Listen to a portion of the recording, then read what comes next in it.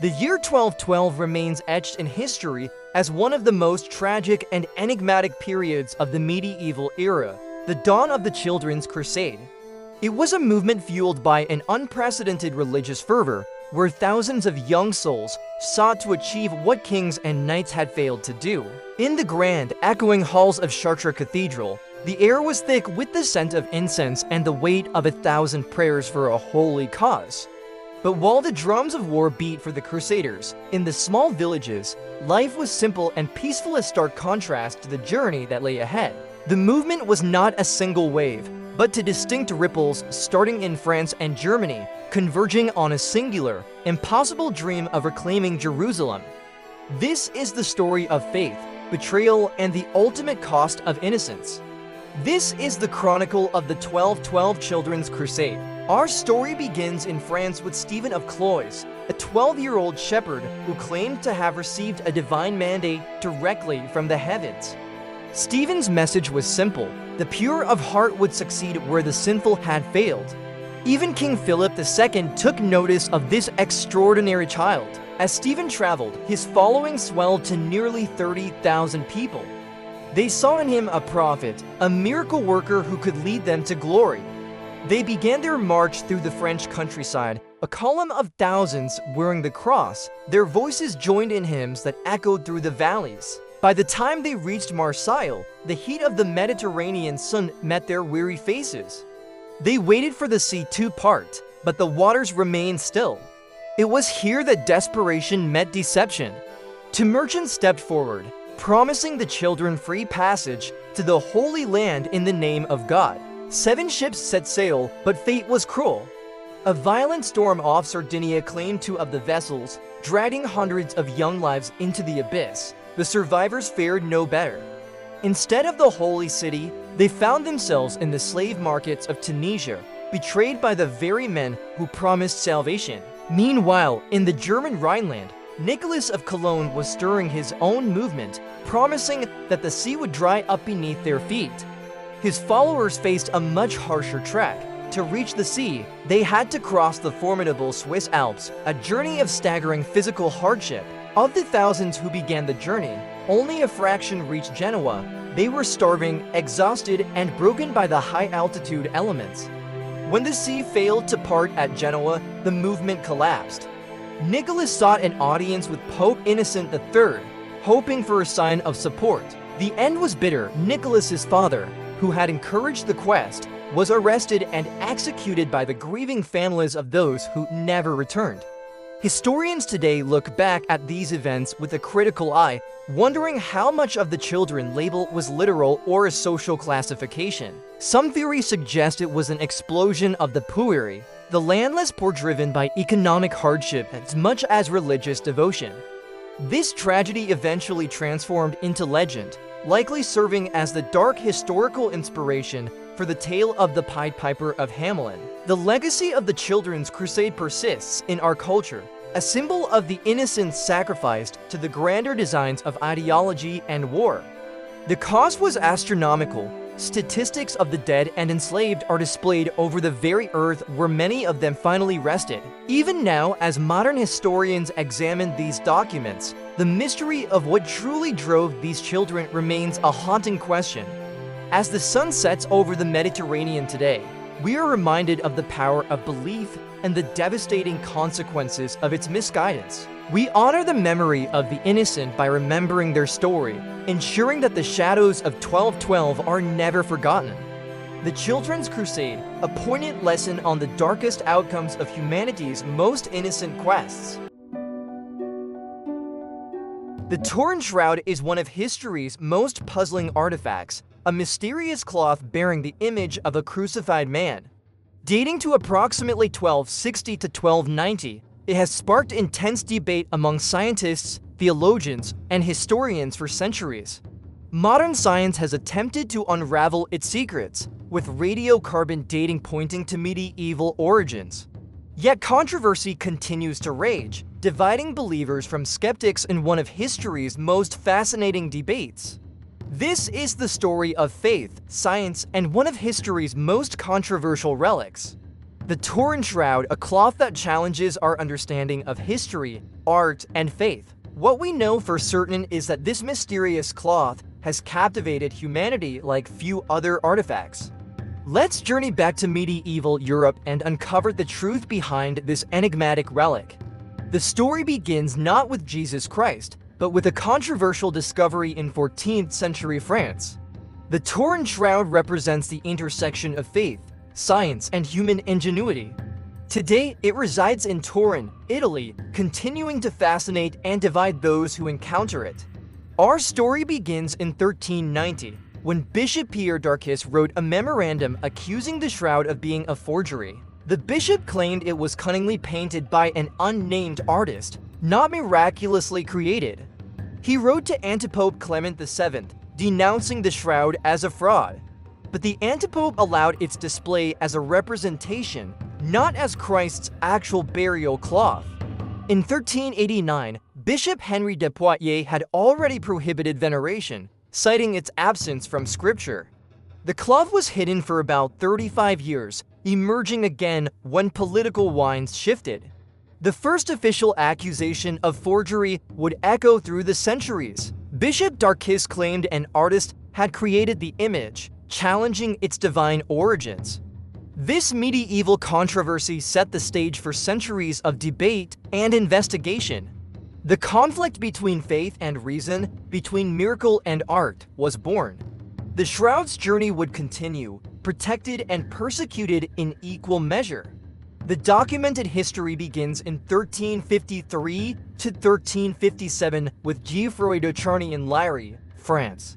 The shroud bearing an image of a crucified man was displayed publicly. In 1418, Humbert, Count de la Roche, moved it to his castle for protection during civil wars.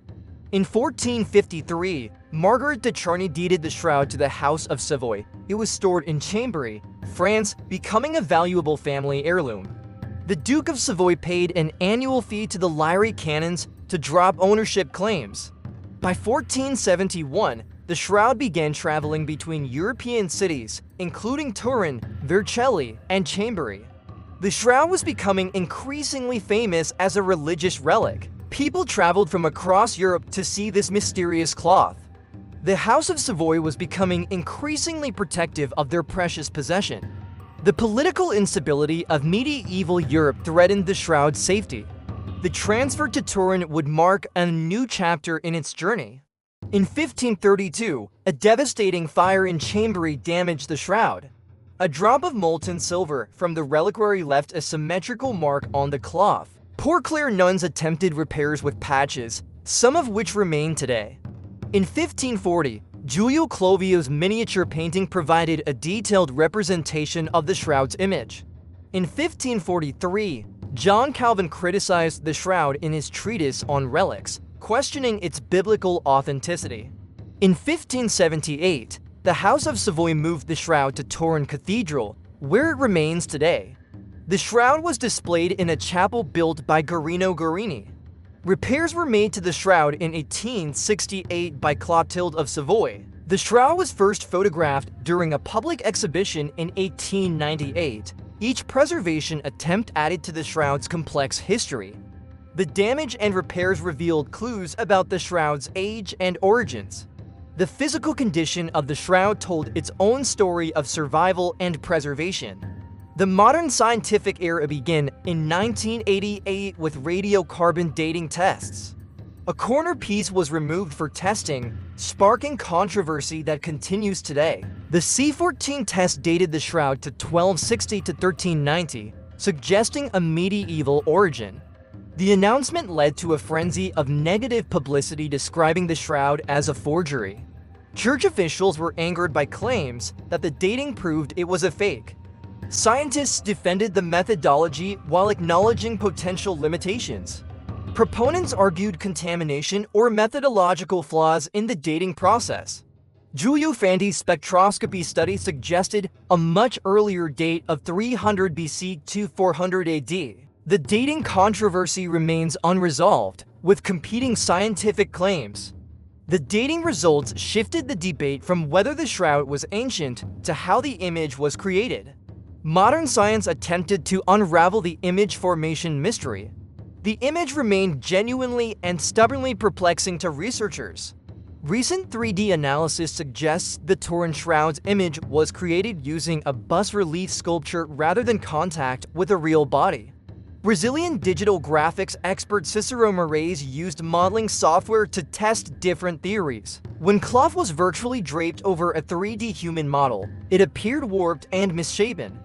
The distortion is known as the Agamemnon mask effect. Fabric flowing over volume creates anatomical distortion.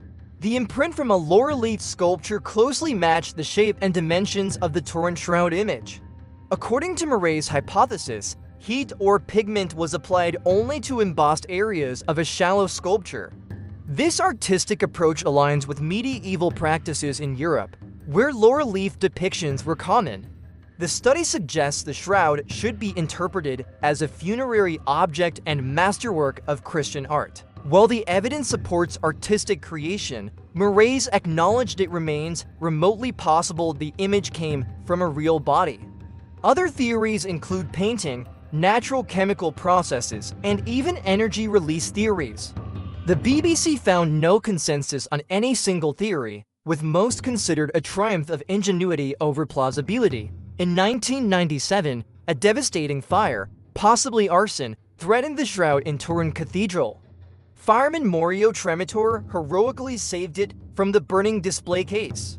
The shroud was publicly exhibited in 2000 with Pope John Paul II's approval. In 2002, the Holy See restored the shroud, removing the backing cloth and 30 patches.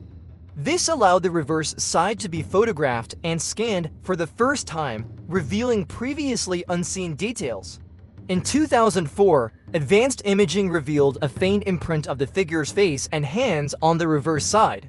In 2009, a Channel 5 documentary claimed Leonardo da Vinci forged the shroud using pioneering photographic techniques.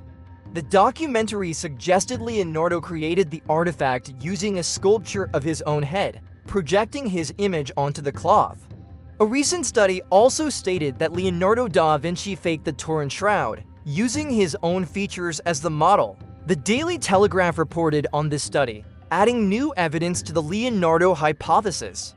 The shroud was publicly exhibited in 2000 with Pope John Paul II's approval during the Great Jubilee. Pope Benedict XVI arranged a public display in 2010, continuing the tradition of papal recognition. Pope Francis made a pilgrimage to see it in 2015, calling it a mirror of the gospel. The shroud was publicly exhibited from August 8th to 12th in 2018, attracting millions of visitors. Today, the Turin Shroud continues to captivate and divide believers and skeptics alike. The Vatican takes no official position on authenticity, stating it's a matter for scientific investigation. The Church encourages continued veneration as an inspiring image of Christ, regardless of its authenticity. The shroud measures 4.3 meters long and 1.1 meters wide, bearing to faint brownish images. Despite inconclusive evidence, the shroud has become an object of devotion for millions worldwide. The Turin Shroud represents the intersection of faith, science, and human mystery. From Bishop Darkis's first accusation of forgery to modern scientific analysis, the debate continues. Whether miraculous relic or medieval artwork, it remains one of history's most fascinating artifacts. The Turin Shroud challenges our understanding of history, faith, and the boundaries between miracle and art. The Turin Shroud, a mystery that continues to inspire wonder, debate, and contemplation. In the world of medieval manuscripts, one stands as an unparalleled marvel, the Codex Gigas, known as the Devil's Bible. It represents the largest extant medieval illuminated manuscript ever created. Created around 1220 to 1230, this colossal book transcends mere human achievement. The story of its creation, journey, and preservation spans continents and centuries. The Codex Gigas embodies medieval ambition, faith, and the eternal struggle between divine knowledge and demonic influence. Today, this 75-kilogram masterpiece resides in Stockholm, continuing to fascinate and puzzle scholars and visitors alike. But what makes this book so extraordinary Is it its size, its contents, or the legend surrounding its mysterious creation?